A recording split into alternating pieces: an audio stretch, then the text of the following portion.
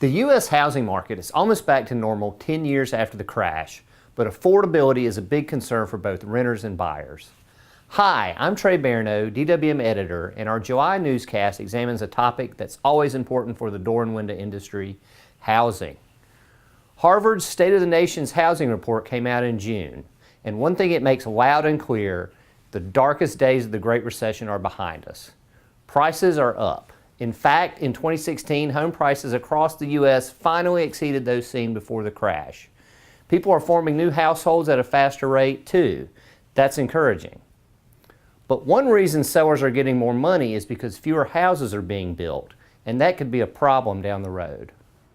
But I think what we're seeing this year in particular is one way it's really not back to normal. Even though construction's up, it's up for 7th year in a row. But we're now at a level of housing starts, a little under 1.2 million, that back in previous recessions would have been near the bottom of that recession. If we look back over the last 10 years, we've added 9 million housing units to the housing stock.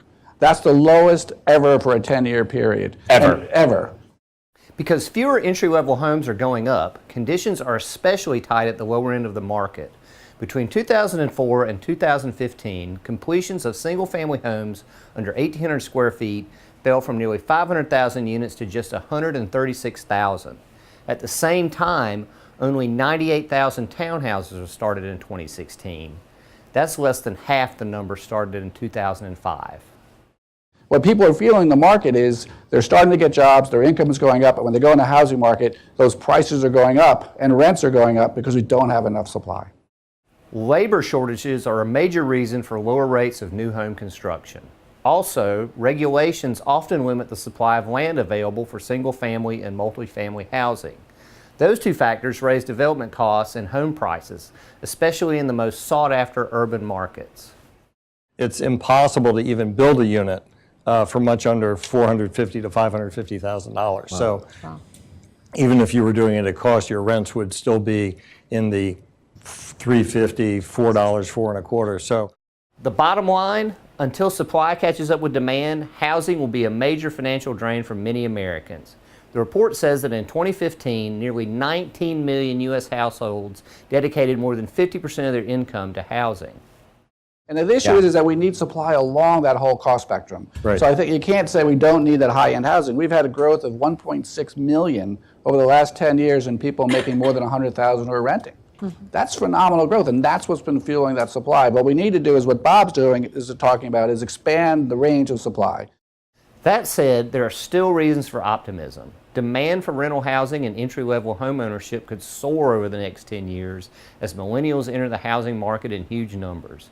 Baby boomers will also continue to play a strong role as they make remodeling investments so they can age in place. But again, unless the housing supply increases, more people could be priced out of home ownership. There are so many millennials and seniors who are choosing to rent either by necessity or choice. And we know from the report the renter incomes are about half that of homeowners and on average. And so this is going to become just an increasing problem for our country. So it seems like a mixed bag in the U.S. housing market today. As always, DWM will continue to stay on top of developments in home construction because we all know that growth there always goes hand in hand with growth in the door and window industry. You can follow news about housing and many other related topics in our print magazine, our website, our email newsletter, and our social media channels. And of course, through videos such as this one.